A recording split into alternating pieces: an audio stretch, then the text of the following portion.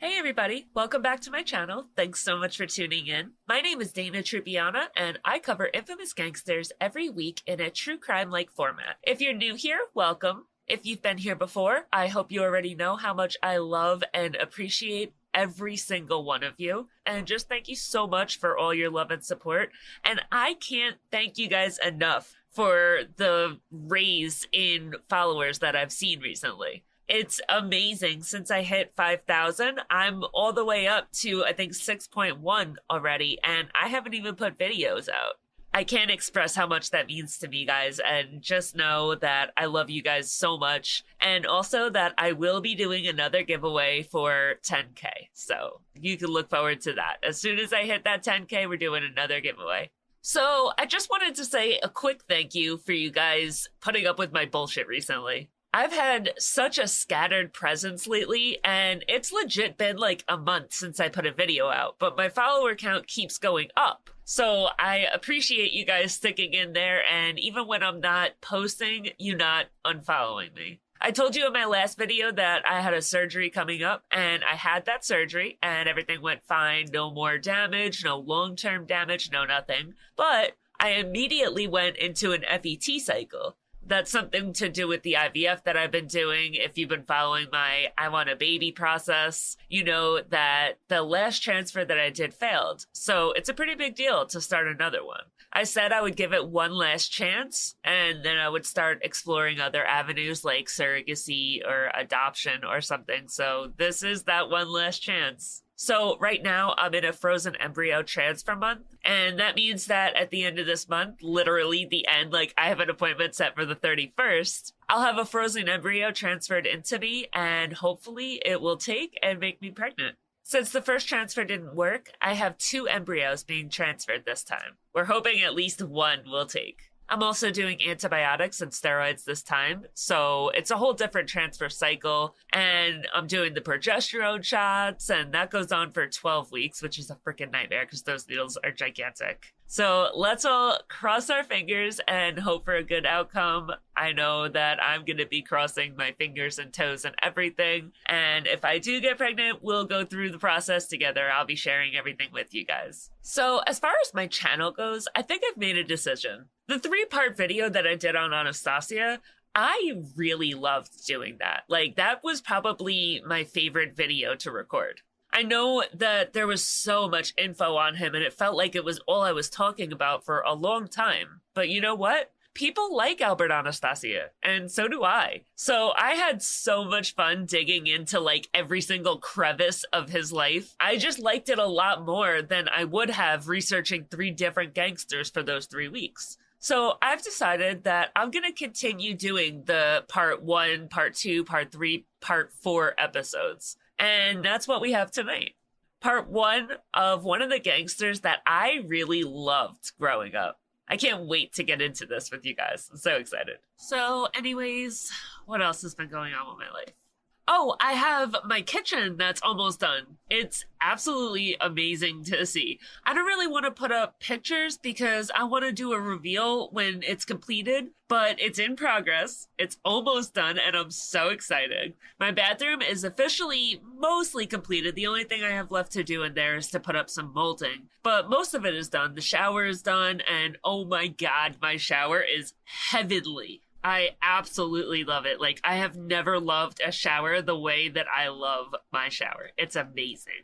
As soon as the molding is up, I'll do before and after pictures for the bathroom. I don't know if I want to do before and after pictures for my kitchen, because it was really bad before, and it's like kind of embarrassing to be like, oh yeah, this is how I used to live. But if I do put up before and after pictures, it'll just be more of like a, do you see why I needed to get it done so badly? And this is why I had the motivation to go out and spend the asinine amounts of money that I did. Thankfully, the guy that did my construction is somebody that I've known since like I was a kid. I was like 18 years old. My ex, my best friend, the one that was murdered, he used to work for this guy. So when he died, he was living in his house. Well, I dated him, Billy, not the guy that's doing the construction. I dated my ex, Billy, for almost 6 years. So I obviously hung out with his boss a lot, and I hung out with his friends a lot, and this guy was both a boss and a friend. Not that it's, like, really relevant, but it makes me feel a lot more comfortable about having him and his guys in my house because, like, let me tell you, with this whole PTSD thing I got going on, men do not enter my house, period. So it makes me feel a lot better. I'm happy to have somebody that I know, and it all worked out really well. Couldn't ask for better. So yeah, I've just been recovering from surgery, getting ready for the frozen embryo transfer, and dealing with the construction. That's been my life lately. Not much else to report.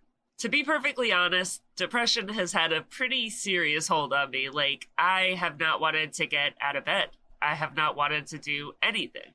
And that's probably why it's been so long since I've made a video. Like, the surgery didn't put me out of commission. It's not like I couldn't get out of bed. I could, I just didn't. But I'm so excited to be here making another video. I swear, I feel like my life is incomplete when I'm on a hiatus and not making videos. Because if I'm perfectly honest, this is probably one of the few things that I really enjoy doing with my life. So let's go ahead and get started and get into the episode.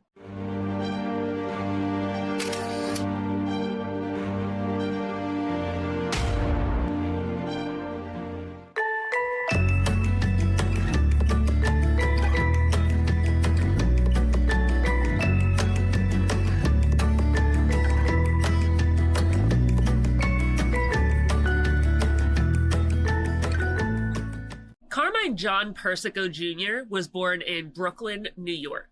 He was born on August 8, 1933, to his parents Carmine John Persico Sr. and Assunta Susan Plantamura.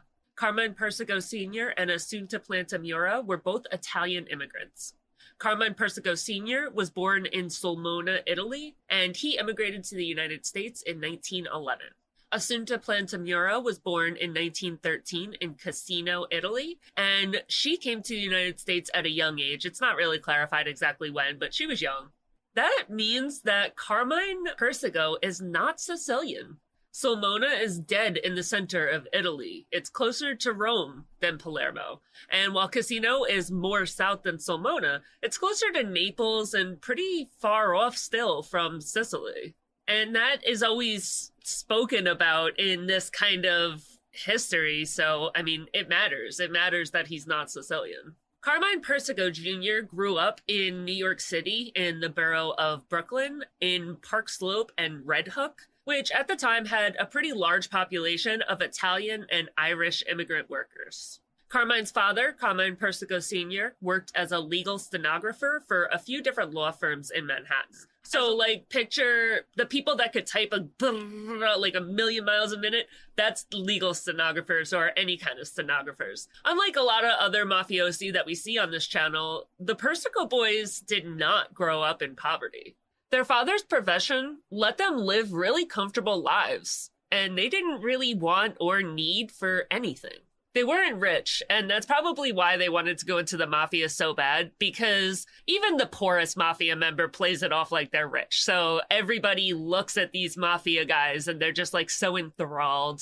But it's a point that they weren't poor, because a lot of times you see these guys getting roped into the mafia because of poverty. They're just trying to pay the bills. They're just trying to put food on the table. But that's not what led these boys into it. Carmine's mother, Assunta, known to her friends by Susan, was described by her friends as a very strong-willed woman, and she tried to maintain a very strict control over her children. Susan Persico played a significant role in the upbringing of her 4 children: Carmine, Alphonse, who was his older brother, Theodore, who was his younger brother, and Dolores, who was his sister.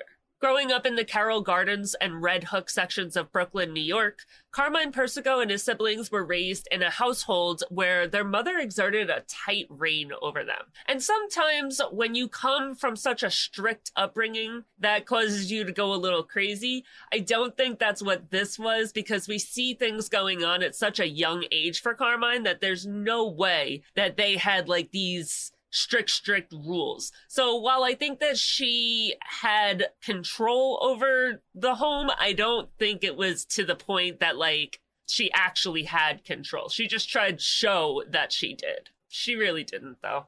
It's pretty normal for Italian mothers to have control over their family. It's always the mom chasing the kids around with the wooden spoon and maintaining the discipline. The dad's main role in, like, upbringing with the children is, like, listen to your mother or I'll break your head. And, like, the mom saying, oh, just wait until your dad comes home, and the kid's getting scared. Really, like, that's just typical Italian childhood. In the 1940s, South Brooklyn had developed into a stronghold for organized crime. It presented a lot of challenges to living there. The area became known for its prevalence of criminal activity and was a magnet for gangsters. Every movie you see about gangsters, at least some of it is filmed in South Brooklyn. It's just every single one, because it's such a hotbed. Many young individuals in the area would become enticed by the allure and glamour of these tough-talking mafiosi who would just always be outside, like, storefronts, and they just hung out. They were a very big part of the community. These clubs served as meeting places for various criminal organizations that would operate within the neighborhood, and everybody in the neighborhood knew who these guys were and that they were in the mafia. Among the many youths that would be attracted to the world of organized crime from a very young age were all of the Persico brothers. Alphonse, Carmine, and Theodore, all of them were just obsessed with the mafia. According to court records, all three brothers joined the ranks of the mafia at a very young age. They all became involved in the criminal underworld that dominated South Brooklyn at the time. They just fell right into it from a very young age. I've seen it mentioned multiple times that Carmine Persico's one and only dream in his entire life was to run the mafia. He had a short stint of running the Garfield Boys before they broke up and went their separate ways, but the day that he ascended to boss of the Colombo family would probably have been the best day of his entire life. Even if it was lived inside of a jail cell, but that's like way ahead of where we are. Don't worry, we'll get there, but that's not where we are yet. Theodore Persico and Alphonse Alley Boy Persico, in addition to being members of the mafia, eventually rose to the position of capos within the Colombo crime family as well. So they all stayed in the Colombo family. As capos, they held significant authority and leadership roles within the family's criminal organization. Carmine would go on to be the boss of the family, and he would be a person who held that title for one of the longest stretches in mafia history. At the age of 16 years old, Carmine Persico made the decision to drop out of high school. He felt like his talents were better suited for the streets because even in high school, he had already been running the streets. So, like, he's just like, he knows what he wants out of life. What is going to school going to do for him? It's not going to help him in his mafia career. During his time in school, he had already established himself as a leader within the Garfield Boys. And no, he didn't create the Garfield Boys. A lot of places say that he created them. No, he didn't. He just joined, and then he ranked up and became the leader. The Garfield Boys were a notorious street gang in Brooklyn, New York, and they were well known to be, like, younger. They're like junior mafia. They're not actually mafia, but they're where a lot of mafia people would get their soldiers from.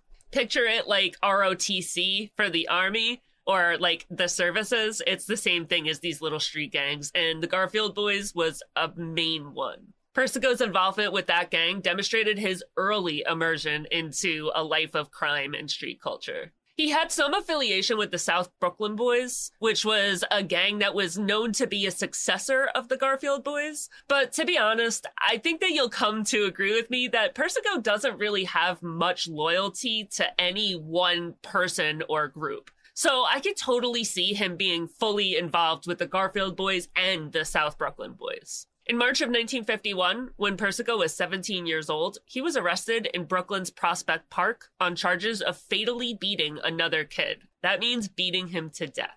I gotta say, growing up, I was in love with Carmine Persico. I loved that boy. He was such a cutie in those pictures when he was 17 years old. Like, look at his freaking face. Look at that face. I would have eaten this boy alive if we had gone to the same school, like, I promise. I know that because even in school, he was a little gangster, and let's just say that's exactly the kind of crowd that I hung out with.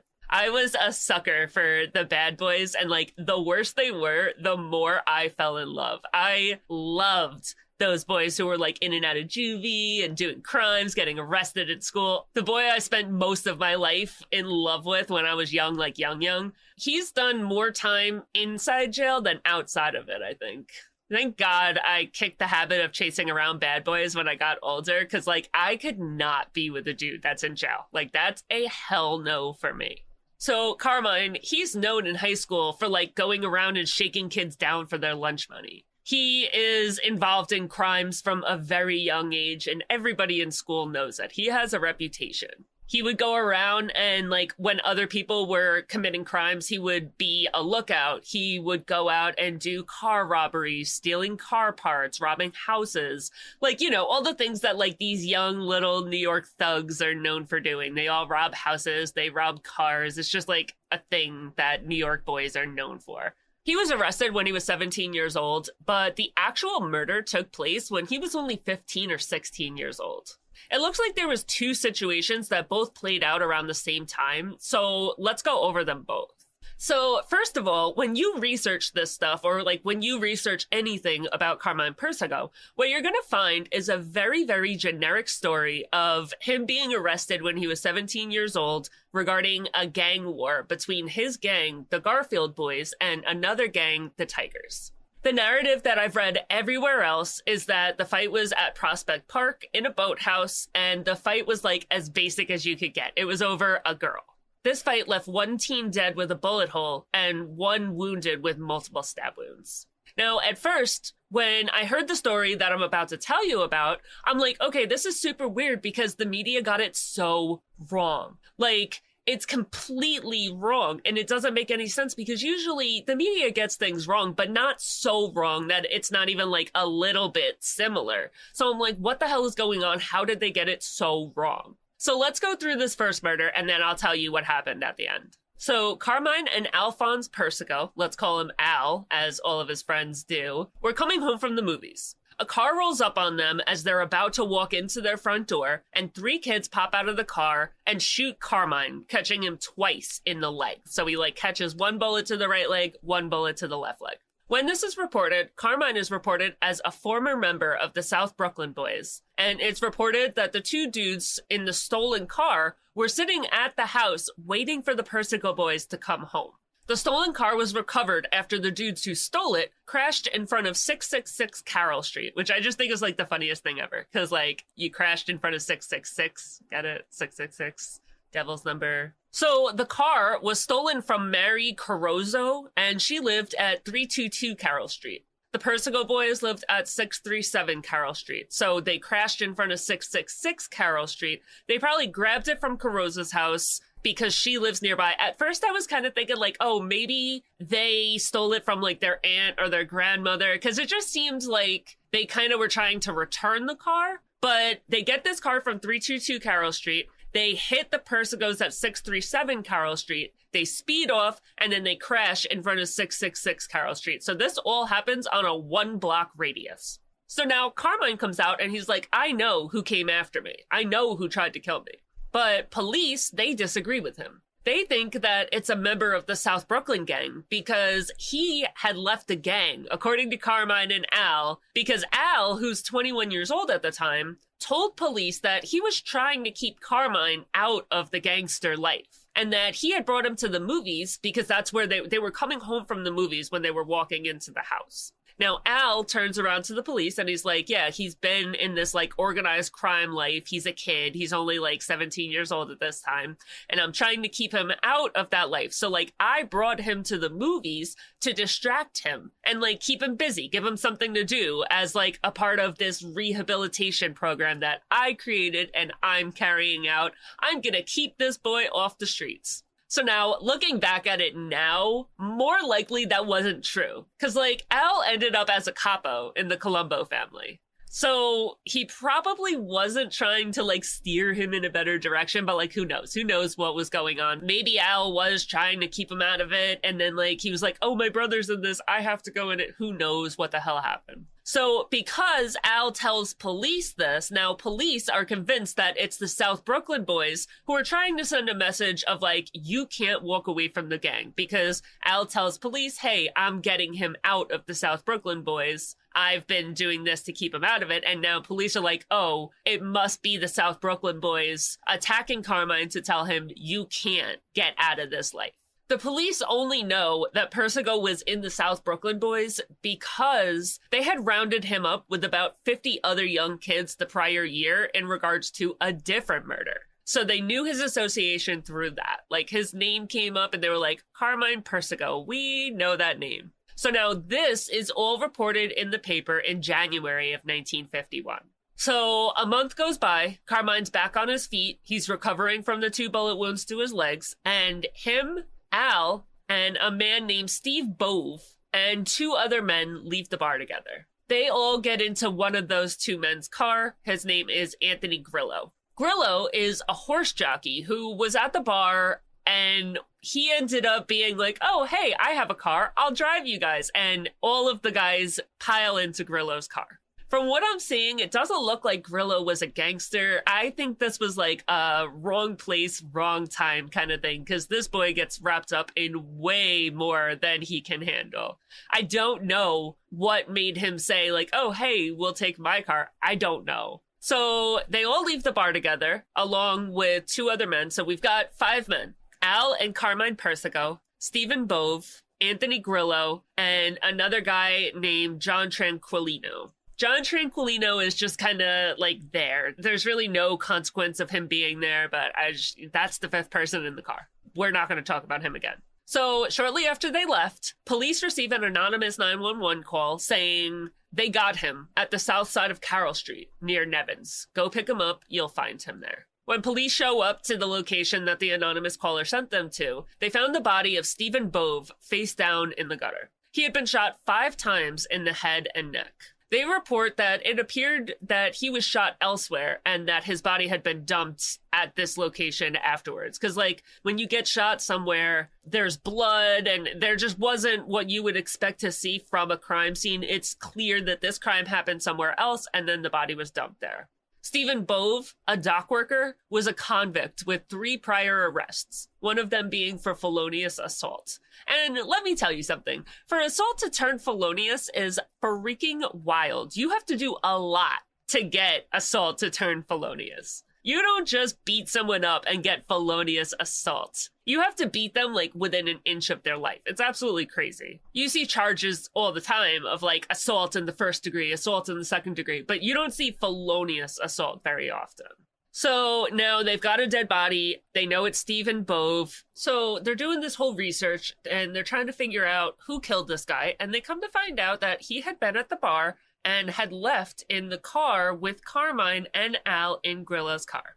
So they go to Grillo and they're like, hey man, what's up? Why'd you kill this dude? Grillo folds like a newspaper and he's like, well, I was driving, but I didn't do it. He tells police that he doesn't know who actually fired the shot, but that it was Al who took the body out of the car and dumped it on the street. He also tells them that Al was the one that tossed the handgun into the canal. He gives police the exact coordinates to where he tossed it, and lo and behold, we have a murder weapon, folks. Carmine is arrested for the murder, but he's soon released on $50,000 bail as a material witness against the actual intended target that the police actually believe committed the crime, Al Persico. So now Al goes like all the way underground, and he ends up coming out and he's brought to trial for murder 1. Grillo, who is known as the Blue Beetle, testifies that he saw Al kill Bove in cold blood. He testified that 5 of them got into the car. And let me stop here real quick and say that this is so freaking weird. Like, this dude is 28 years old. What the hell are you doing? Riding around Brooklyn with a 17-year-old child, you freaking weirdo. Like, very strange. Anyway, Grillo testifies that they got into the car after getting, like, shoe-wasted at the bar, and that Bove sat next to him. He says that Al shot him, he heard a noise, turned, and saw that Al kept shooting him even after Bove was slumped over. He testified that Al told him, "Drive where I tell you, or I'll kill you too." He tells the jury that Al instructed him to get rid of the body, but that he refused to and he would not touch the body. He says that Al got out of the car and threw the body into the gutter, and that as they crossed the bridge, Al threw the gun into the Gowanus Canal. Al Persico cops a plea and takes a murder 2 charge in order to stay off death row.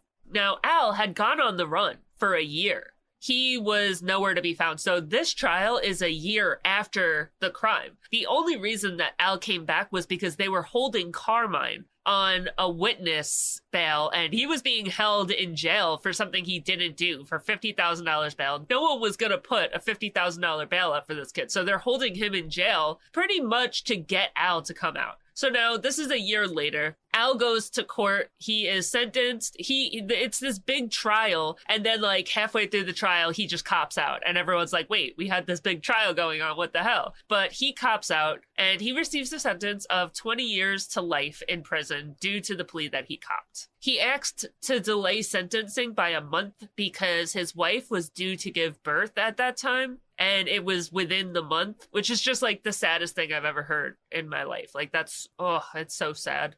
Before Carmine was shot in the leg and everything went crazy, they were actually good friends with Bove. Because now, when Carmine was shot in the leg, he told police officers that it was Bove that shot him. Now, that is why everything blew up with Bove. That's why Bove was killed, because Carmine believes that when he got shot in the legs, that it was Bove that shot him. But before Carmine got shot, Al and Bove were really good friends. Grillo doesn't just walk away, though. You don't get to just get yourself involved in mafia affairs like this, turn around, flip, and walk away scot-free. Like, absolutely not, no.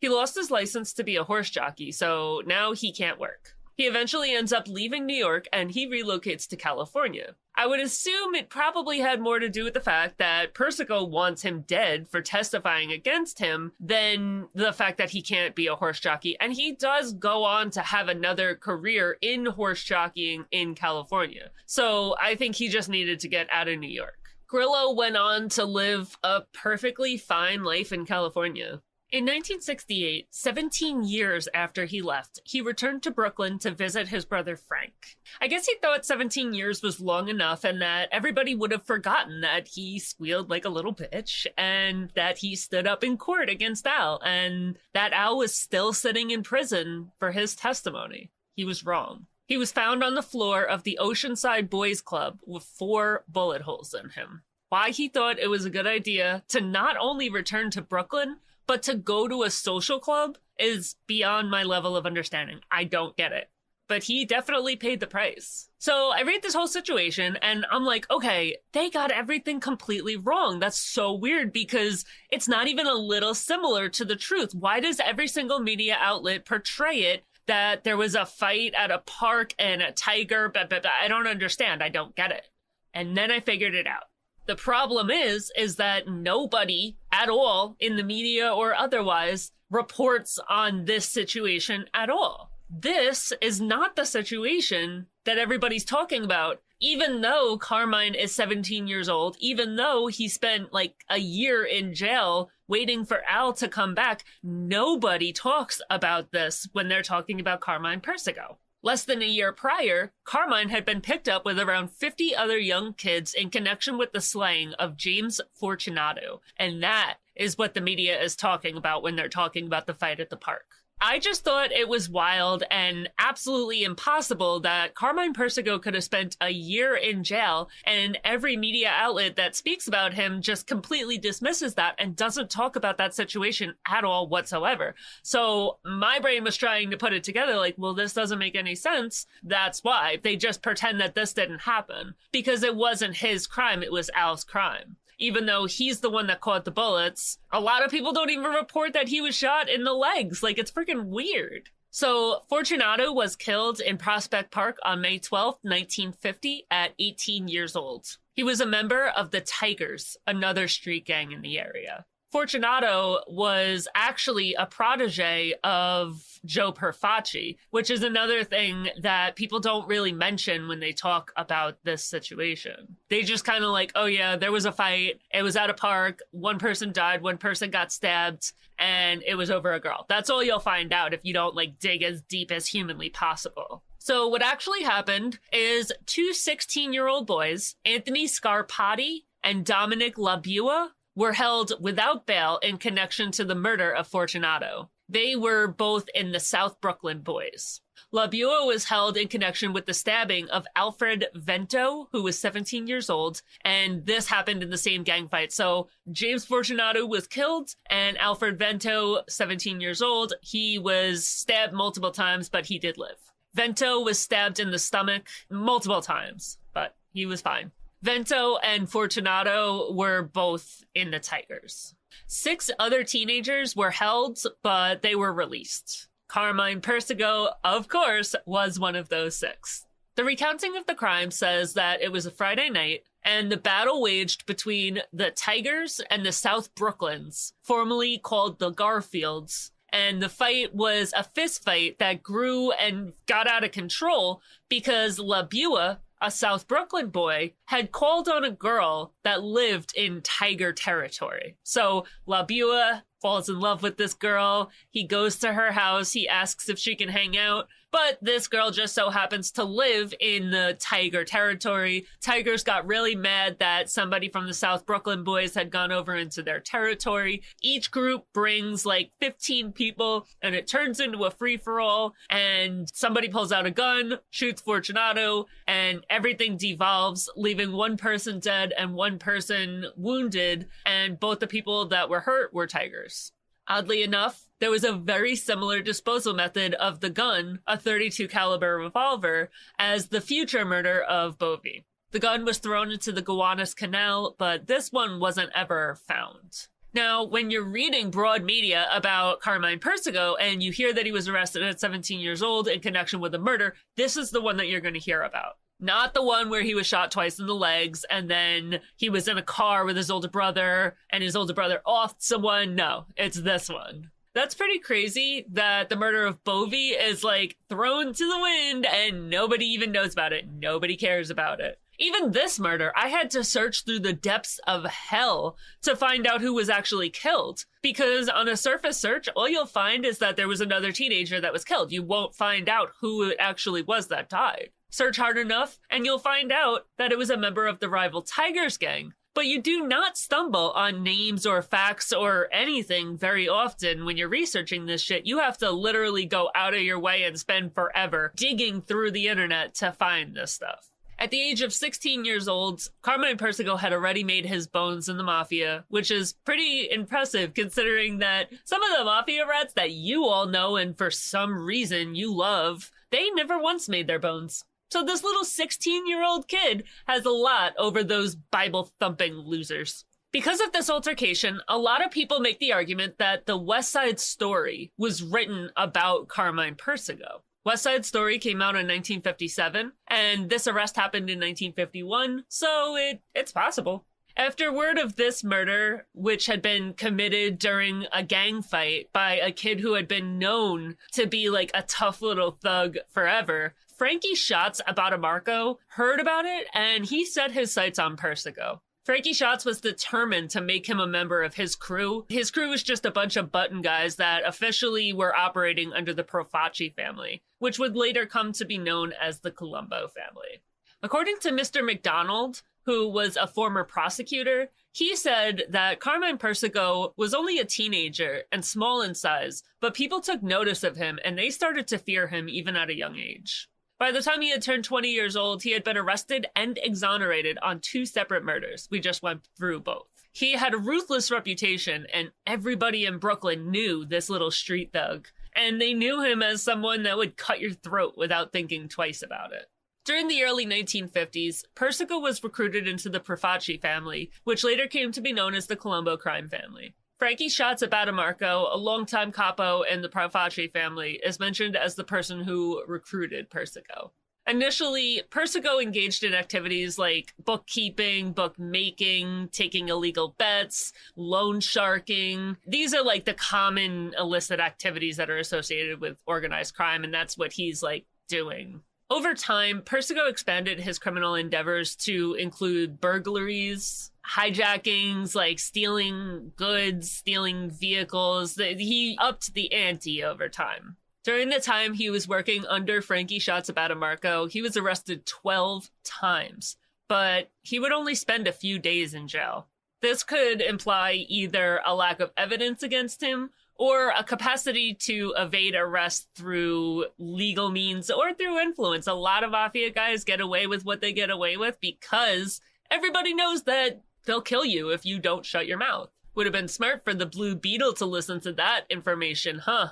When he joined the Persico family under Frankie Shots, Persico started working with Joe Gallo and Gallo's brothers, Albert and Lawrence. Joe Gallo was a prominent figure in New York City Mafia during the 1960s and 70s. I actually already have a video about him, Crazy Joe Gallo, so I'll link it in the description if you're interested and you want to know more about Joe Gallo. None of these guys were known in the Mafia yet, but every single one of them would go on to become known in the Mafia. Abbatemarco is a Bensonhurst bookie who had led the group known as the Garfield Boys. And it looks like Frankie Shots has the Garfield Boys and the Garfield Boys has like a junior group, which is the South Brooklyn Boys. So it looks like Carmine Persico was in the South Brooklyn Boys doing his little teenage crime thing. And then when he came up into the actual mafia working for the Perfacci family under Frankie Shots Abbatemarco,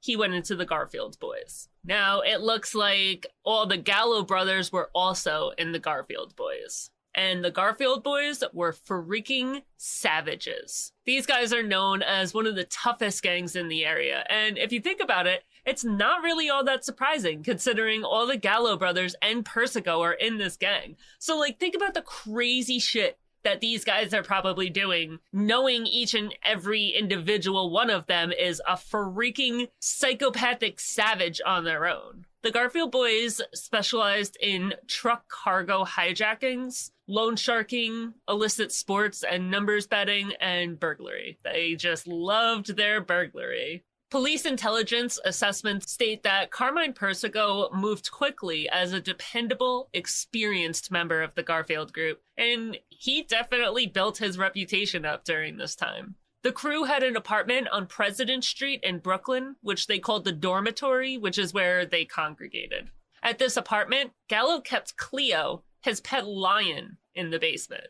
And again, I already made a video about Joe Gallo and this lion and what they did with it. They ended up tying it up in Central Park. It's freaking wild. If you're interested in a crazy story, go watch the Joe Gallo video. It's freaking crazy. Persico married a woman named Joyce Smadone, and they would later have 4 children together. They had 3 sons, Michael, Lawrence, and Alphonse, and they had a daughter, Barbara Persico. Barbara would later go on to marry, and her new last name would be Piazza. I think it's so funny because the family that Carmine created was literally like a carbon copy of his original family. 3 boys, all of whom would go into the mafia, and a daughter who really isn't ever heard of again, just like his sister. So I think it's kind of cool that he just like created the exact thing that he was created from again. Alphonse T. Persico, sometimes referred to as Little Alley Boy or just Alley Boy, was born on February 8th, 1954. He would go on to be the crime family's acting leader after his father was imprisoned. The young Alphonse Persico, unlike other several mafiosi, was a bright student and he completed high school and was admitted to St. John's University. He left St. John's after his sophomore year, most likely to work for his father because I think at the time when he left, his father had been imprisoned. Persico joined his father's family as a soldier in his early 20s, and by his mid-20s, he was reportedly a capo. And I'm pretty sure he was running around in the group when he was younger, but he just like officially joined in his 20s. Persico loved the vigor and thrill of the mafia life, and he was exactly like his father, because his father, Carmine, didn't have to go into the mafia. He wasn't poor. He wasn't forced into it. He just went into it because he loved the glamorization of it. And Alphonse was no different.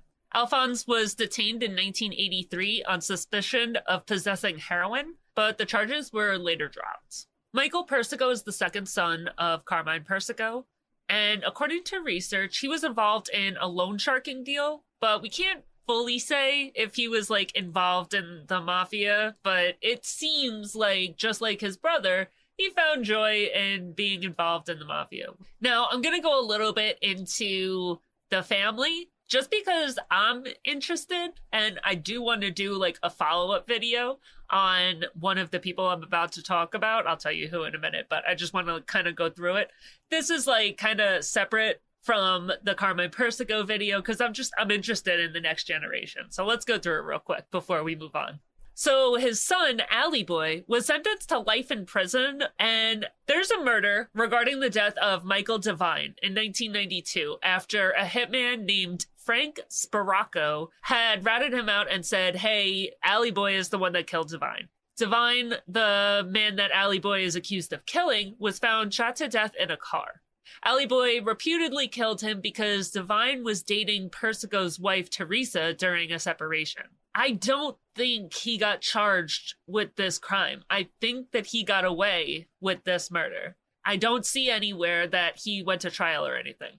What I can tell you is that he did go to jail for the murder of his underboss, William Wild Bill 𝐃𝐿𝐴. I think it's a lot more likely that he went to jail for life for the murder of William Wild Bill 𝐃𝐿𝐴. So now, with 𝐃𝐿𝐴, Alley Boy had promoted 𝐃𝐿𝐴 to underboss as like a peace gesture. But when Alley Boy was looking at going back into jail for a gun charge, he was convinced that 𝐃𝐿𝐴 was going to make a power play and try to take boss for himself while Alley Boy went to jail. John Jackie DeRoss and 𝐃𝐿𝐴 were like besties. John Jackie DeRoss, he's just like another mafioso. And they're besties. 𝐃𝐿𝐴 is the best man at Jackie's wedding. But I guess Jackie and Persico were like hanging out and chatting, and Persico convinced Jackie that 𝐃𝐿𝐴 was going to try to take power for himself. So Jackie is like, all right, like, you do what you got to do. I'm not going to come back at you or whatever. Do you, bro? And I'm trying to stay on surface level because I really, really, really want to do this other video. So I'm not going too deep into it, but I just want to kind of show you what I got in very brief research. So Persico summons 𝐃𝐿𝐴 to a meeting where 𝐃𝐿𝐴's mechanic dropped him off. Now, Persico, 𝐃𝐿𝐴, Thomas Giogelli, Dino Saracino, and Dino Calabro, they all head to Saracino's house. They go to the basement, they're hanging out, and that's where they killed Wild Bill 𝐃𝐿𝐴. Giogelli buried 𝐃𝐿𝐴 at an industrial park in Farmingdale, New York, which is on Long Island. It was reported on December 29th, 2007, that Alley Boy was found guilty of the murder of Wild Bill 𝐃𝐿𝐴 on December 28th, 2007, so the day before he had been found guilty, and that he and Jackie DeRoss had both been found guilty and now face life in prison. Now, I am definitely going to do an entire episode on Wild Bill 𝐃𝐿𝐴 because just doing this small research, I am so interested in this dude. Like, I'm enamored. Actually, there's a TV show called Families of the Mafia, and it's a spinoff of Mob Wives. And if you've watched my channel from the beginning, you know that I was obsessed with Mob Wives, and I loved Families of the Mafia. Now, Families of the Mafia, one of the families that's in the show, and it's like a reality show, and there's 4 or 5 different families, and they like follow what's going on in their lives. One of the families in the show is the 𝐃𝐿𝐴s, and they talk on there about how somebody supposedly was not guilty of the crime that Persico is in jail for. He didn't commit it, and he's trying to get him out of jail. Like, there's a whole thing that goes on in the show. I legit stopped recording to try to rewatch the final episode because, like, I couldn't remember what happened in the Families of the Mafia, actually, like, the show. But I had to sit through freaking commercials, and I'm trying to record, so I didn't. So what I'm gonna do is just put that information into the video that I make on Wild Bill 𝐃𝐿𝐴. His third son, Larry, did some time for a no-show union job, but he got out of jail. He's not in jail now. And the last time anybody checked, he was a pizza delivery man in Brooklyn. And that was reported in 2016. So I don't know if that's what he's still doing. It's not like his life is like widely reported, but I would imagine if he did time for a no-show union job, he also got involved in the mafia at some point. Senior alley boy Persico, Carmine's brother, not his son. So his son is the one that went to jail for life for the 𝐃𝐿𝐻 murder. His brother, alley boy, died September 14th, 1989 of cancer of the larynx at a federal prison in Springfield, Missouri at 61 years old. Altogether, Carmine Persico had 15 grandchildren, which I think is awesome. Like, very cool. Okay, so let's step back away from like modern day and his family, because all of the stuff I just was talking about, that's all modern day. This was reported in 2016. So I want to go back and back up. We're back in 1957 now, and we're back to Carmine's story. In 1957, Carmine Persico allegedly participated in the murder of Albert Anastasia. At the time, Anastasia was the former leader of Murder Incorporated, because when he died, Murder Incorporated had already been put out of commission. A bunch of people had been sent to death row. Murder Incorporated was a long forgotten thing.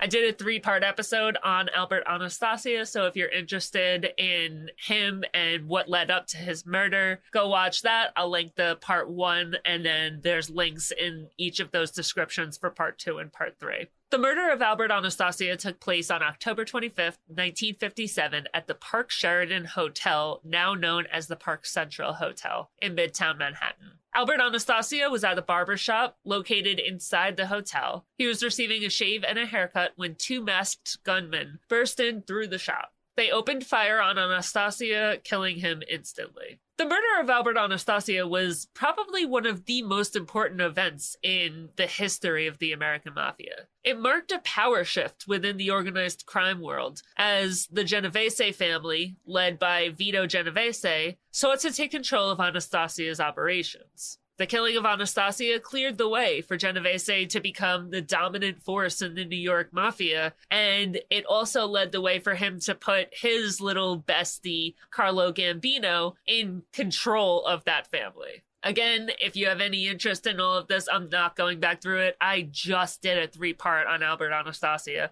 Super, super interesting. Loved making that video. That's what made me want to do this part 1, 2, and 3 for Carmine Persico. So if you're interested, go check that video out. So something that happens a lot nowadays is that now that we're in 2023, and a lot of people will tell you that what is written about the original crimes, that it's wrong. I'm not even exaggerating. Mostly everybody that you talk to is going to say that, oh, this is wrong, that is wrong. I guarantee you, if you talk to any of these, big mafia bloggers, at least one of them is going to tell you it wasn't actually Persico that took out Anastasia. They know better, they have all the answers, and everything everybody else knows is wrong. There's a million theories out there about who the actual shooters were. Honestly, I don't even really care. It really doesn't even matter. But let me tell you something. With how quickly Persico rose through the ranks after the Anastasia hit, there was absolutely no question in the underground world. So you could speculate all you want about who actually did the hit, but the mafia itself was pretty clear back then who actually did the hit. Carmine was only 24 years old, and he became the youngest man to ever have been given a button, which is just another way of saying becoming a made man. Be given a button, become a made man, be promoted, whatever, however you want to call it. He was 24, youngest man ever to be given the honor. A lot of men who had been waiting years and years to become made men resented this little 24-year-old runt who stood at 5'6", had a perpetual chip on his shoulder, and was just a little thug asshole. And they resented him for being given the button before them. But Persico's intelligence, along with his willingness to do absolutely whatever it took to handle the situation, just put him in that spot to get that honor before most everybody else. Joseph Gallo made public announcements claiming the hit. He once publicly said, "You can call us 5 the Barbershop Quintet."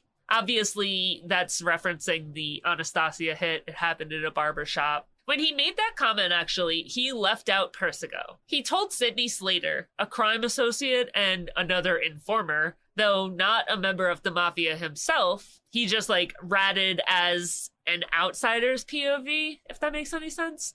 So he told Sidney Slater that the quartet comprised of himself, Sonny Camerone, Ralph Manfredi, Joey Giogeli, and Frank Punchy Iliano. It's not surprising that he left out Persico, because by the time he had talked to Slater, the rift between Persico and Gallo had become really bad. So I imagine that Gallo wouldn't want to give Persico even a little credit for the work he had done. To be fair, I'd probably do the same thing if I was Joe Gallo. Persico did him dirty. When I made the Joe Gallo video, I was very against Joe Gallo. But in this case, I would have done the same thing. After the Anastasia hit, Carmine and Joe Gallo were both made men, and they were each given their own crew. So the Garfield Boys all went their separate ways. This just means that the crew split up and each of them were given their own crew. It doesn't mean that Joe Gallo and Carmine Persico weren't still BFFs. They were. They were still really, really close. It just means that they weren't in the same crew and there is no more Garfield Boys. They all go their separate ways. Or maybe the Garfield Boys stayed around and new people went in. I'm not really sure. I just know that Carmine Persico and Joe Gallo were no longer in the Garfield Boys. In the late 1950s, there was a growing discontent among members of the Perfacci crime family. At that time, the family was under the leadership of Joseph Perfacci, a Sicilian-born mafia boss who had risen to power during the Prohibition time, and he had solidified his position through, all the decades that passed. Perfacci spent a lot of time in power. He was seen as a wealthy and domineering figure within the organization. Two influential factions within the Perfacci family that were really dissatisfied with Perfacci's leadership were one led by Joseph Gallo and one led by Joseph Colombo. They were each supported by Carmine Persico. Persico is friends with both of these guys. The Gallo faction included Larry, Albert, and Joe Gallo, and Persico kind of fell into that faction. He was a lot closer with the Gallos. And that faction felt that Perfacci demanded excessively high payments, which are known as tribute or kickbacks, from the people below him. Perfacci's alleged wealth and extravagant lifestyle, it grew a lot of resentment within the ranks of the family. He was perceived as living this wealthy, extravagant, aristocratic life, while a lot of his soldiers and associates struggled to make ends meet. It was well known that he contributed through the frickin' nose to the church. So he would just donate. But the people under him, they were having a hard time living. Some of those people were going to the church to get food. It just wasn't really working out or adding up for them. This discontentment got a lot worse after the Anastasia hit, because you got crazy Joe Gallo out there, and he's expecting to be lavished in jewels and diamonds for killing this mafia boss. And Perfacci is aye, good job, nice job. So he doesn't really give a crap that he did this big hit. When Persico and Gallo's first got into the mafia, they originally joined under Frankie Shots' Abbatemarco, and Frankie Shots actually recruited Persico himself. Frankie Shots ran the Garfield crew, and the Gallos and Persicos started and really thrived within the Garfield crew. Abbatemarco got into the mafia in 1928 under Perfacci, and he got in right around the time that Frankie 𝐕𝐈𝐃𝐄𝐏 died. He was a chunky dude. He had no hair. He had hooded eyes. So not exactly what you would imagine a mafia member to be. He and his family grew up in Red Hook alongside the Gallo family, and they grew up as neighbors. They always knew each other. So it wasn't really a surprise that when the Gallos got their foot in the door in the mafia, it was under Frankie Shots. Frank and his brother Michael, or Mike Shots Abbatemarco, were in the mafia during Prohibition, and they raked in millions during the Prohibition and in the bootlegging industry. They worked below Frankie 𝐕𝐈𝐃𝐿, and when 𝐕𝐈𝐃 was killed, his crew was evenly distributed to Joe the Boss Masseria and Perfacci. His brother actually ended up refusing to join a new family. He was pissed when Frankie 𝐕𝐈𝐃𝐿 died. And his brother was like, nah, I don't want to be handed off to another crew. He ended up being killed in October of 1928. Frankie didn't resist the new family. He ended up obviously in the Perfacci family, and he quickly gained a good reputation in the Perfacci family.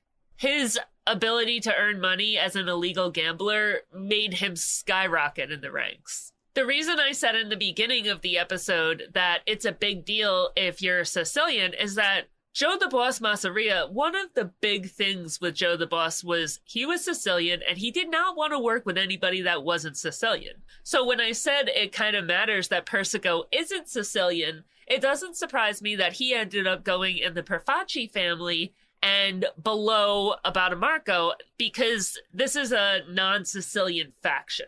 When Frankie's son, Anthony Tony Shots Abbatemarco, got medboarded from the Marines in 1945, Frankie brought his son, Tony Shots, in to work with him in his crew. And his son started to rise through the ranks as well. He did some stints in prison before becoming involved in organized crime. He ended up doing 2 years in Atlanta Federal Prison for selling morphine.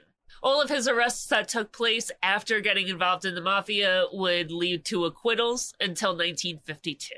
He became a capo in the 1940s, and his main niche was illegal gambling, just like his dad. And this boy raked in money for his family, like a lot of money. So these people, they're making a lot of money, and when you make a lot of money for the family, you usually get pretty big of a voice in the family. The crew was all arrested together on March 25th, 1952.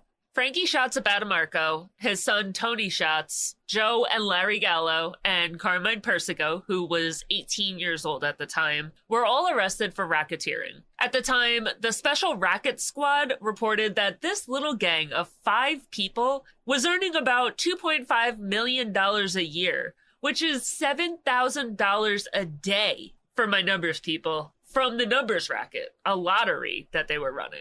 When the crew paid their tributes up to the boss, it was typically paid in $1 bills because, like, that's all they had. Because that's the numbers racket. It's a lottery. It's an illegal lottery, but people would pay in $1 bills. So they come up like strippers, like with these $1 bills. Both Shots boys pled guilty and they got a year in jail, but everybody that pled not guilty ended up walking away with no charges. By the time the crew had been arrested, Anthony was listed as the number 2 man in the crew. Interesting fact, did you know that the lottery that we know and love today was taken from the mafia? Yeah, they shut down the mafia's number racket, took it for themselves, and called it a voluntary tax. The New York Lottery is North America's largest and most profitable lottery. It contributes about $3.6 billion a year to education, and that's all because they took it over from the mafia. So anyway, now you got this powder keg that's about to go off. Perfacci is charging more in tribute than any of the other bosses. And on top of requiring a percentage of the jobs, which is usually how the bosses get paid, like you go out and let's say you make $100, you kick up 5. You kick up like 5% of your jobs. And that's usually how the bosses collect.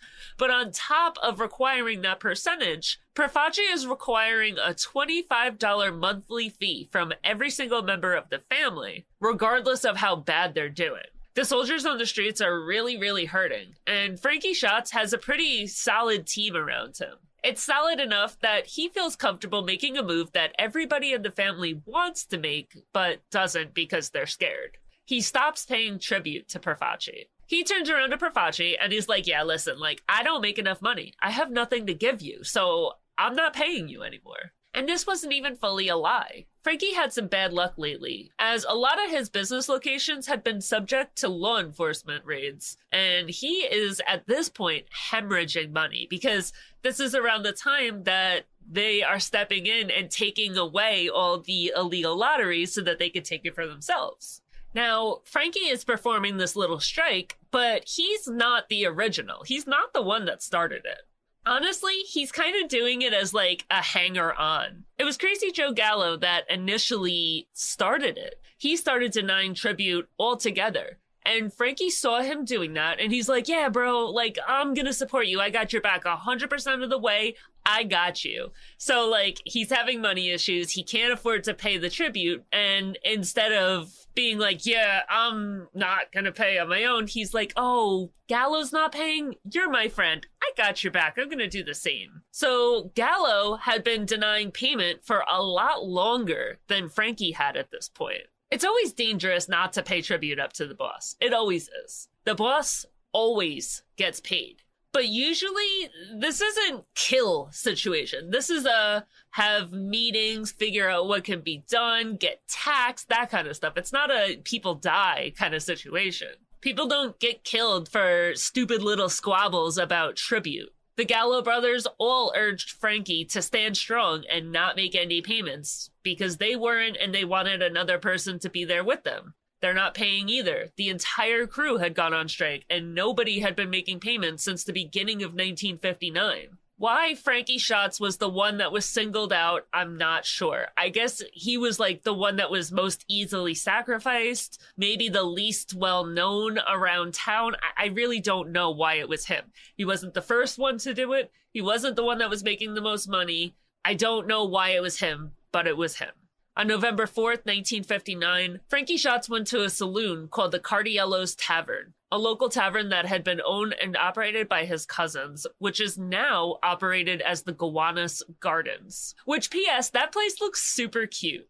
I'm gonna go there sometime over the next week, and if I do, I'll include pictures. I don't know. I might be bluffing. I don't know. I want to go. But they're crazy for not advertising that they're a mafia hit establishment. That shit gains instant success and notoriety, and I honestly don't know if the owners even know that this happened in the building that they opened and are operating a restaurant in. They opened up in 2019, and I can't find anywhere that they're like, hey, mafia hit happened here. I don't think they know. As he's walking out of the tavern, he starts getting shot at. 2 shots go off outside the tavern. One goes into him and one goes through the barred door. He races back inside where the 2 mysterious shooters, donned in pre-Castellano fedoras and top coats, follow him inside and put 6 more bullets into him, and they obviously kill him instantly.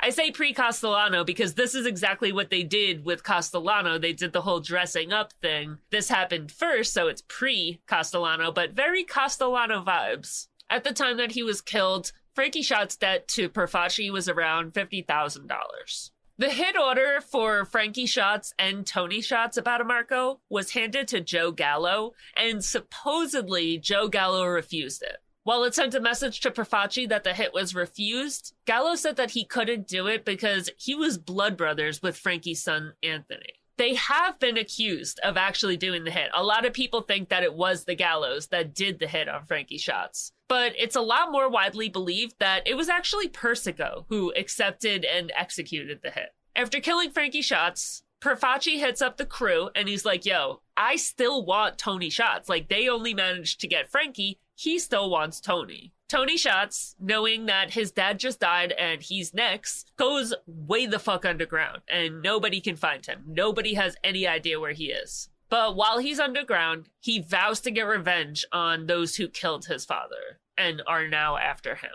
So now, Crazy Joe Gallo's out there and he is planning to take over Abbatemarco's business. Whether he killed Frankie or not, it really doesn't even matter at this point. Like, it doesn't matter. Gallo's out here, and he's either like, I killed Frankie, I earned these rackets, I'm taking them, or he's out here like, Frankie was my friend, he was my boy, someone killed him, and I'm taking his rackets. Either way, it really doesn't matter why he's doing it. He's trying to take Abbatemarco's business. Perfaci still has not gotten his hands on Tony Schatz, and he hears that Gallo is trying to take Frankie's rackets by force, and he issues a hit on Gallo. Either way, whether it was Persico or Gallo that actually killed Frankie Schatz, it really doesn't matter because whoever it was got screwed real hard. Perfaci had promised Frankie's rackets as payment for whoever took Frankie out to either the Gallos or to Persico, And if Persico did it, it was probably the same, whether it was Gallo or Persico. Either way, Profaci turned around and took the business that Frankie used to have and handed it over to his relatives instead of handing it over as payment for the hit, which he had initially promised. Now, when a hit is put out on your head, what do you typically do?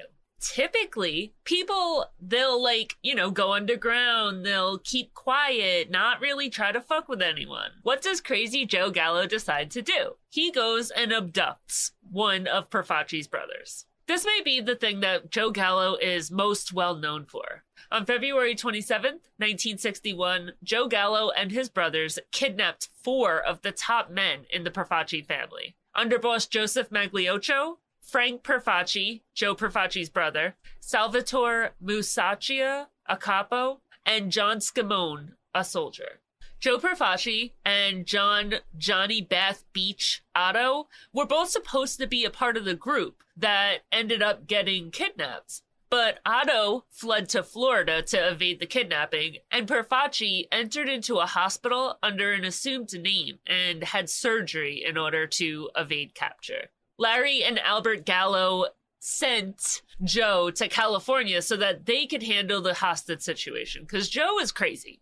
There's a reason he's called Crazy Joe Gallo. Joe wanted to kill one of the hostages to, prompt Profaci to pay, and he wanted to demand $100,000 before negotiations even began. But Larry overruled him, and they were like, you know what? You go to California, you go handle this, and let us handle this because you're out of your goddamn mind. Unfortunately for Joe, he wouldn't be able to see the hostage situation play out all the way through because he was arrested as his brothers held the hostages. Knowing that an all-out war was about to break out on the streets, police went and they revoked Gallo's bail on a prior charge of coercion from June of 1960. And eventually, he was sentenced to 14 years in prison for a truck hijacking, so they picked him up while these guys were still in their hands, and they kept him until the whole situation had blown over. Because the cops, they know that somebody is kidnapped.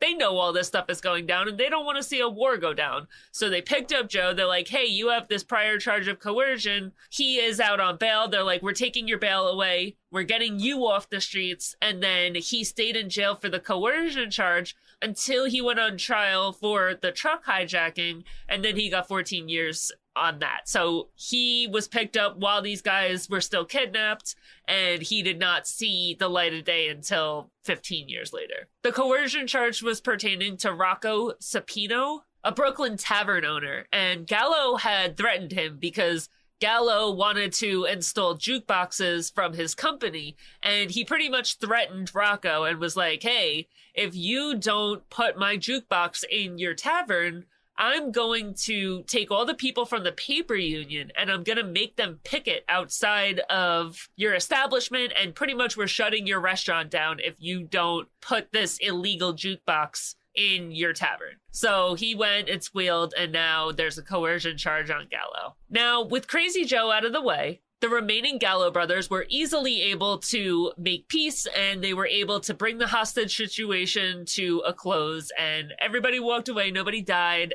No one was killed. Everyone was fine. Joe Profaci, along with his consigliere Charles the Sige Lo Cicero, made a deal for the peaceful surrender of the hostages after they had been in captivity for weeks. This went on for a long time.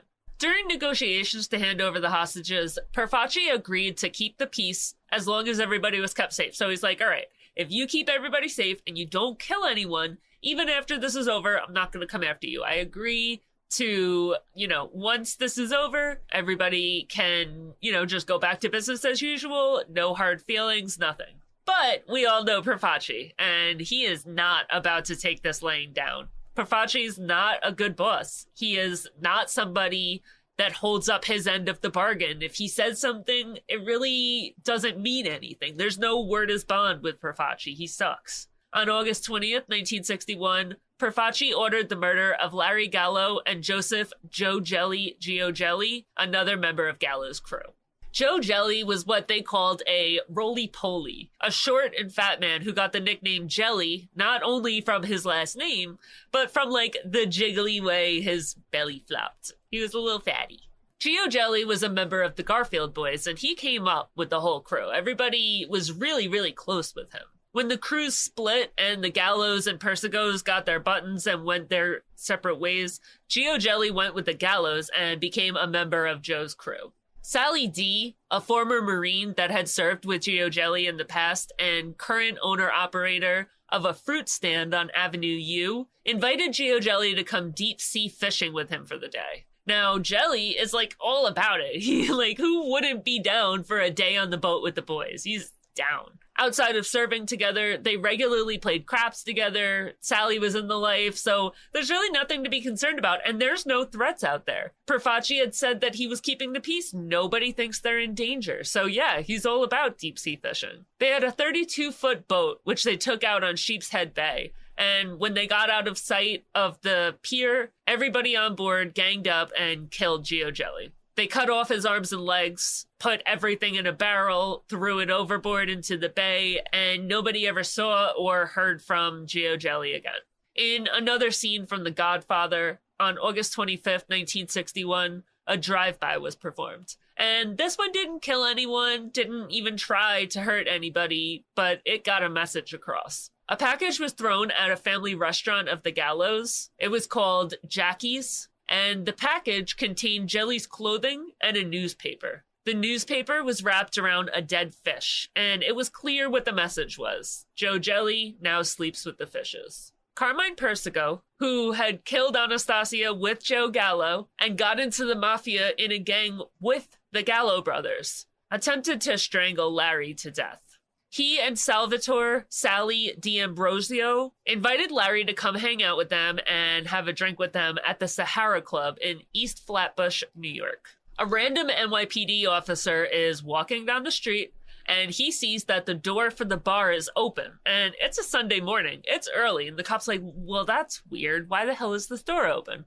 So he pops his head in, and he's like, hey, is everybody all right? Is everything okay? Why the hell is this door open? Just by doing that, this cop had interfered with the planned assassination of Larry, and Larry lived. You can watch this murder attempt play out scene for scene as it happened in Godfather 2, another movie that Persico's life had a pretty huge impact on. I think that the way that a lot of these guys get their life put on the big screen isn't the way that you think. They're not just, like, sitting around shooting the shit with, like, a big-time Hollywood producer and then the stuff that they say gets used. No. It's more like, do you remember in The Sopranos when Chris is sitting there and he's telling stories about people that he knows on the streets, and he's telling stories to this director, and then this director writes that situation into the script? It's more like that. It's not Carmine Persico going to a director and be like, oh yeah, this one time I did this. No. It's just like stories, because these events are infamous. A lot of people know about them, and then they get brought to a director, like even in passing conversation, gets written into a script, and it turns into a movie. So you're writing a movie about somebody's life, and you never have a conversation with that person. Guys on the street hear stories about what happened on the street. It becomes legend, and it's like, you know, a rumor, and it's something that just gets brought up. All of a sudden, it's a movie. So when I say Persico's life is portrayed in Godfather or in West Side Story, it doesn't mean that Persico had absolutely anything to do with the movie or the play or the guys who made it. It just means that his name and the situations he was involved in were talked about a lot on the streets. Although Persico had previously been on Gallo's side against Perfaci, and they were their own little crew between the Gallos and the Persicos, once Persico tried to kill Larry, the Gallos started calling Persico the Snake. And that's where he got his nickname, Carmine the Snake Persico, which is probably what he's most well known for. After the murder of 𝐃𝐿 Jelly and the attempted murder of Larry Gallo, it lit flames for a gang war. And it came to be known as the First Colombo War, or the first of multiple Gallo wars. 9 people were murdered and 3 people went missing. The Gallo crew fighting a whole war without their number 1 gunner because Joe Gallo is in prison They hid in the dormitory while war raged on the streets. Later, Persico was indicted for the attempted murder of Larry, but when Larry refused to testify, all charges were dropped against him. Tony Schatz came out of hiding 2 years after the death of his father. He hadn't been hiding with the Gallos. He actually blamed the Gallos at first, and let's face it, more than likely it was the Gallos that killed his father. More than likely it was the Gallos. Crazy Joe Gallo didn't get his nickname on accident, and there is no loyalty or ties to anybody. They have no problem flipping on their best friend. If there's a racket bringing in $7,000 a day, and he has a chance to take that over, I can totally see him killing his longtime best friend and mentor in a second. So it makes sense that he did it, and Tony can see that as well. On August 20th, 1961, Tony Schatz came out of hiding to meet up with Perfaci. He made a deal with Perfaci because he wanted to see the Gallos taken down. So he worked with Perfaci to set up this hit on Larry Gallo, and then it gets interrupted by some cop who was just passing on the street, and Larry Gallo lives, knowing exactly who tried to kill him and telling anybody who will listen. Now, when this cop comes in, everybody's like, oh, fuck, this is bad, we gotta run. Sergeant Edward J. Meager, the cop that had walked in just as the attempt on Larry's life had just gotten started, calls for backup as the 4 men rush past him to exit the building. Because this man, literally walks in the door and sees somebody being strangled. Someone has a rope around someone's neck. So Meager is like, oh shit, this is bad. Starts yelling. He's yelling into his radio. He's telling his partner outside, yo, this is bad shit's happening. And now these 4 men are running past him to try to get out of the building, trying to get to a white Cadillac that is waiting outside. Now, Officer Melvin Belly, his partner, is sitting in the patrol car outside of the bar. Meager is yelling to Belly, yo, something bad just happened. A crime just took place. And all Belly sees is these 4 dudes trying to flee and get into this white Cadillac. He tries to stop them. He gets out of his car and he's trying to not let them flee. And in his attempts to stop them, he ends up getting shot in the face. As the white caddy speeds off, a man falls out of the car. Nobody knows if he was thrown or pushed out, but somehow this man exits the Cadillac. John Scamone, Perfaci's personal chauffeur and bodyguard, ended up expelled onto the street from the caddy. He was indicted on the shooting of Belly along with Tony Schatz. And it's said that he was the one who actually lured Larry into the Sahara on that fateful day. Belly identifies Tony Schatz as the shooter, and Tony is charged with the attempted murder of a police officer. Later, Belly's memory changed, and he was unsure who had shot him. Abbatemarco was about to be acquitted, but the murder of Joey Maggs put a hold on that. Joseph Joey Maggs was an early casualty of the Gallo Wars. He was killed while he was on his way to visit his mother in front of the college restaurant in Brooklyn. Before this, he had lived an entire life of crime. He was a Marine with a lengthy arrest record and 11 arrests under his belt. He served time for armed robbery, all the mafia trappings he served time for. He was arrested on May 20th, 1947, at the Lynbrook Railroad Station for possessing an automatic pistol. He was suspected of carrying out a stick-up, robbing and beating Mrs. Rose Nicholson of St. Albans, a ticket agent at the Lynbrook Railroad Station, on May 18th. Back in December of 1950, Joey Maggs pled guilty to third-degree robbery charge along with 3 other men, Charles DeMeo, Vincent Connors, and Roy Minicini. On October 5th, 1961, a quiet Thursday night on Bedford Avenue in Brooklyn, Magnasco went to the college restaurant at 224 4th Avenue to have a coffee. 4 men that he was with sat in the car outside waiting for him to finish up. He left the restaurant and headed down over towards his mom's house when a man exited a black sedan and shot him 3 times at close range. He was pronounced dead on the street at 36 years old. A stolen black sedan was recovered a few blocks over with bullet holes in the back windshield, so it looks like the 4 dudes that Maggs was with at least fought back. Joey, Larry, and Albert Gallo were brought in 15 minutes after the murder and held and questioned about their knowledge of this murder. They were the primary and main suspects in the killing. 8 of their men were also called in for questioning. Newspapers reported that his murder was in connection to the Gallo Wars, an ongoing battle for supremacy between Joe Persico and all of the Gallo brothers. 𝐂𝐷𝐀𝐏𝐏𝐄𝐎 was a cousin of Anthony Shots Abbatemarco, who was arrested in August of 1961 for the attempted murder of Larry Gallo along with Persico. So Anthony Shots Abbatemarco is with Persico, and they're trying to take out Larry Gallo in August of 1961. It was his wife, Lucille, who first spotted and identified 𝐕𝐈𝐃𝐄𝐎 on the street as her cousin. Like, she was like, oh shit, that's my cousin, that's 𝐕𝐈𝐃𝐿𝐼.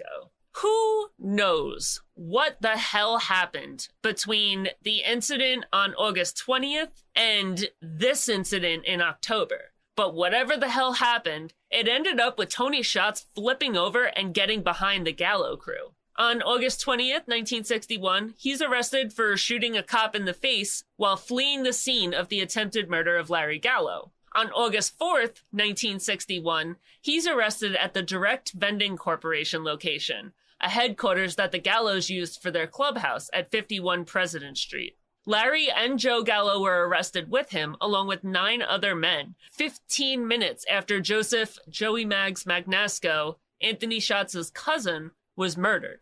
So that means that in August, he's trying to kill Larry Gallo, and then by October, only 2 months later, he's hanging out with the Gallos at their clubhouse. Police went and announced that there was a common denominator in all this mayhem that's playing out, and it's Carmine Persico, who was arrested and held on $25,000 bail. An NYPD official commented, "There's one man who's involved in both the try on Larry and the killing of Magnasco. He's Carmine Persico, 27. He's one of the guys who was putting the rope around Larry's neck, and he's behind the killing of Magnasco." They go on to say, he's thrown his lot in with Persico, and he's picked what police beat to be the winning side in this underworld struggle for control. To the horror of police officers who did everything they could to convince the public that the mafia is filled with filthy, no good, low down, dirty gangsters and nothing more, a few months later, we've got a bunch of mafia dudes in the paper for being the good guys. Tony Shots, Larry and Albert Gallo, Frank Punchy Iliano, Leonard Dello, Alfonso Serentino, and John Camarado ran into a burning building on January 31st, 1962, to rescue children that were trapped in the building on the 3rd floor. All in all, 6 children were rescued, and they told the newspaper, "We'll probably get locked up for putting a fire out without a license." Obviously, they're like joking around. So that means that after the October arrest, after 𝐕𝐈𝐃𝐿𝐼's death, Tony Shots stayed with the Gallo camp. If he was just like hanging out with them when this building goes up in flames and they go rescue it, that means that Tony Shots, he had a part in killing his cousin and then stayed on the side of the Gallos. So I'm going to stop here. That's going to be the end of part 1 of Carmine Persico. Thanks so much for watching, and stay tuned for next week when I do part 2 of Carmine Persico and we go through the next part of his life. Please don't forget to like, share, subscribe, comment, follow, do all the things, and I will see you next week. Bye.